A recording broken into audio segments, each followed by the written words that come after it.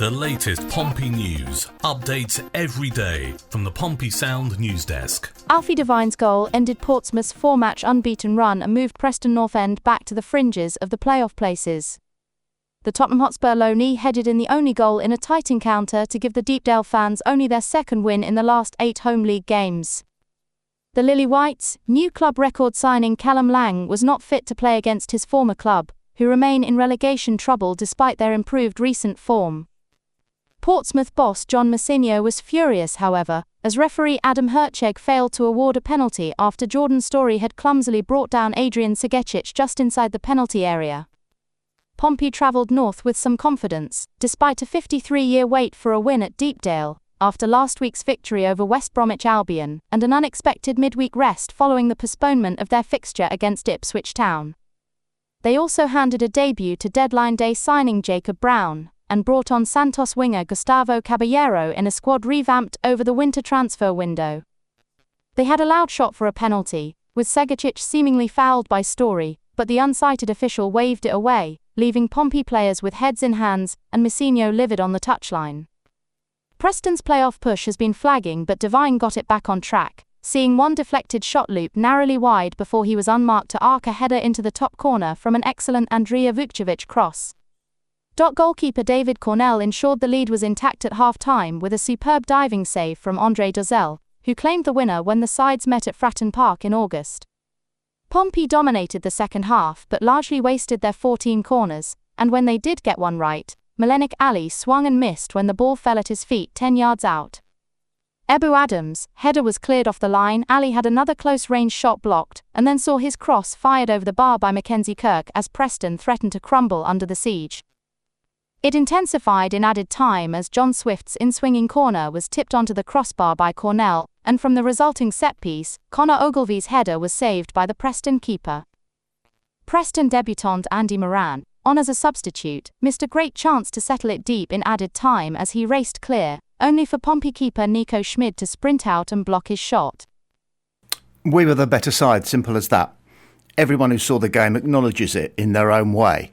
The Lancashire press, biased though they need to be, because they want to find favour with Preston fans, of course, said that it was a gritty display, which is shorthand for they rode their luck and we didn't have any luck. But we had the game by the short and curlies. 14 corners, that says it all. Unfortunately, we wasted too many of them, but our average height going forward is about 5'9", not championship loftiness.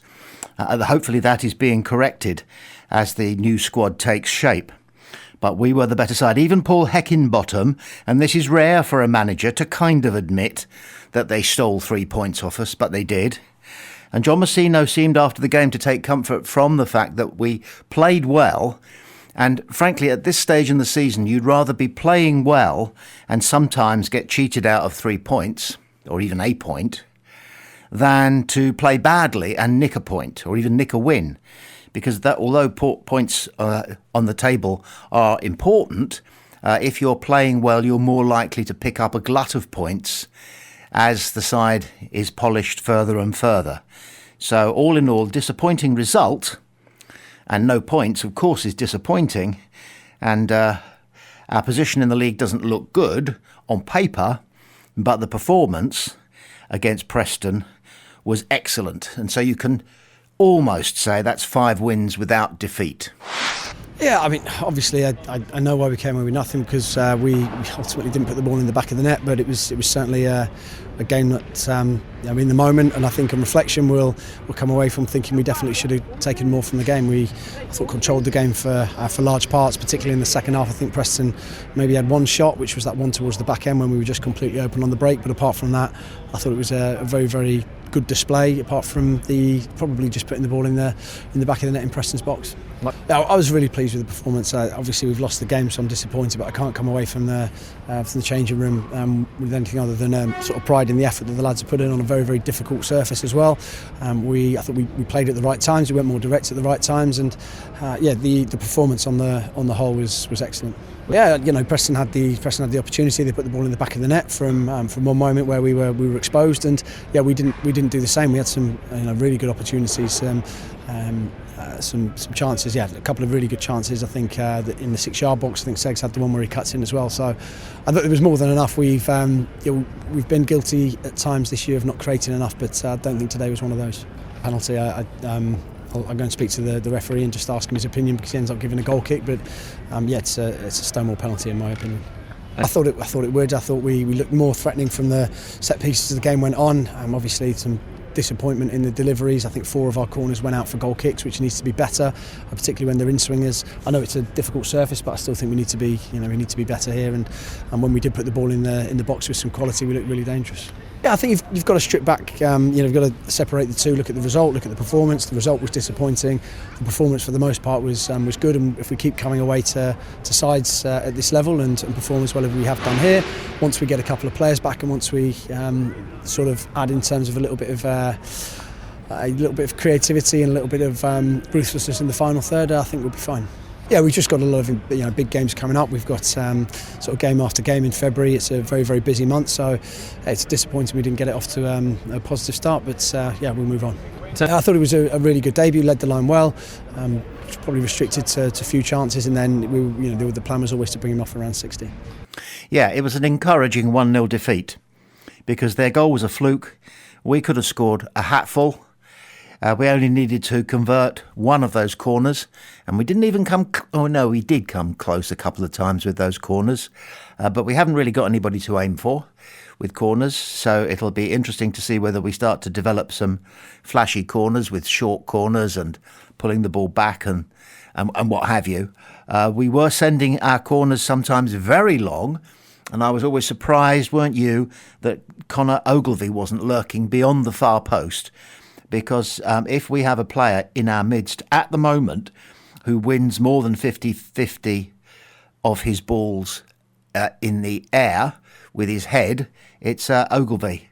It almost seemed sometimes that we were aiming at anybody but Ogilvie. He's so good at getting up for it. And in fact, I think he did manage one clean header from one of the corners right in front of goal, but unfortunately it didn't have any direction on it, and their keeper, who had a decent enough game, but he had a lot of luck. It was aimed straight at him. So yeah, an encouraging 1-0 defeat.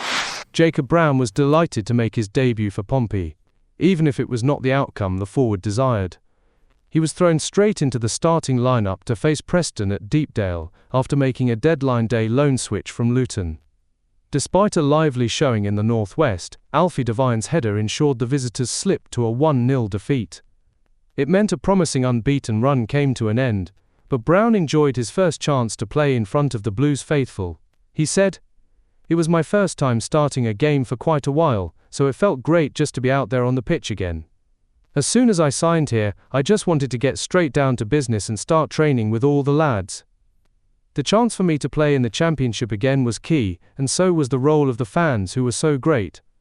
It was my first time starting a game for quite a while. This is a massive club and I'm so grateful for the opportunity to play for Pompey. The visitors were on top for long periods, and Adrian Segacic had appeals for what appeared to be a Stonewall penalty turned down."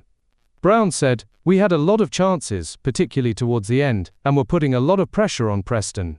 I feel that it was like that for probably most of the game, and it was just a case that they took that one opportunity. That was so frustrating for us, although I think that we can be pretty pleased with our overall performance and we can't get too down about it. We know there's another big game coming up, at home this time, next weekend, and we'll be ready to attack that." Hard to judge him on that one performance, but that won't stop an awful lot of people from judging him.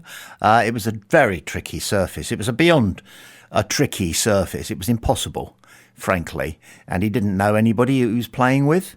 He didn't know names.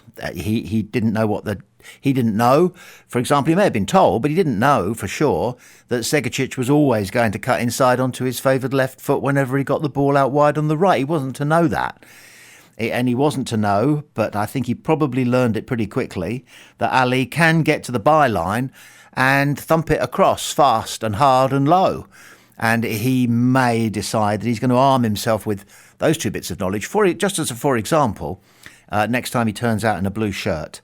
But he was busy. He did a good job of playing slightly out of position because he's not a centre forward, and that was how we employed him. He's not a Colby Bishop, but that was how we used him, and he made the best of it. He He's an experienced professional who's obviously got a lot of important attributes. And if he can keep his fitness, a valuable addition to the squad, surely. The Preston chief executive, the ever-controversial Peter Ridsdale, has been batting away criticism of his latest club's transfer activity, specifically the purchase of Callum Lang. He said, quote, "If Mads Frocture hadn't gone to Brøndby on Monday afternoon, we wouldn't have spent the money a bit later on Monday. The record buy might be true, eventually, depending on games and things and depending on what you think we've paid for the previous record buy. But it's close to it. And of course every purchase depends on payment terms. I have to say in both cases of the players we've brought in that we have paid and committed seven-figure sums to. The payment terms are crucial in being able to do it, just as Mads going out was crucial to being able to do it. So there's a lot of moving parts. I read a lot of criticism from some supporters this week. Why didn't we do all our business the first week in January? Well, would I like to? Of course, but did I know Mads was going? No. Did I know Stefan was going? No. Did I know how much somebody would cost me to bring in? No. Were they prepared to sell them to us earlier in the window? No. In fact, it took till 4:30 on Monday afternoon before we finally got a deal with Portsmouth in place. So the moving parts are complicated. And of course, even if we'd done all the business in the first week of January, somebody would have shouted at me on transfer deadline day saying, "Why didn't you bring anybody else in on transfer deadline day?" It's all part of the equation, so I'm happy that once the window closed we brought in the players the manager wanted, and he was adamant on day one that he wanted Callum. I'm happy that we concluded the window with the players he wanted, and to make way for those players coming in, we had to find a way to bring in cash for those players who weren't playing and starting every week. It was a transfer, wasn't it, which, and I've heard Rich Hughes use this phrase, had a lot of moving parts. Obviously, Pompey wanted to get as much money as they could for Callum Lang, what remained of his contract and his option. And I think Preston North End probably wanted to reduce his demands as far as wages go, because you do, as an employer. And Ridsdale has made the point from time to time that wages were an important factor across the board at Preston in bringing changes to the squad. So you can understand how Lang began to get a bit fed up with Pompey wanting more money, Preston probably offering him less and less, because he showed them his hand. He made it absolutely clear he wanted away and he wanted to go back to the northeast. And Preston were about the only place that almost had the money and the desire. They had the desire to bring him back. It was historic that they were interested in him. They wanted him, and they ended up getting him. And Pompey were pleased with the amount of money, and I suspect Ridsdale was pleased with the kind of deal that was struck, because I think it's going to be paid to Pompey incrementally. But he was also pleased, I suspect, to have just reduced Callum Lang's wage demands a little bit to keep the club's head above the water. So yeah, lots of moving parts. And you can kind of imagine Callum Lang going up the M6 and then having to turn round and head back towards Pompey, and then having to turn round again and head up towards Preston. But it all came out in the end in the wash. And we wish him well, don't we? I think so.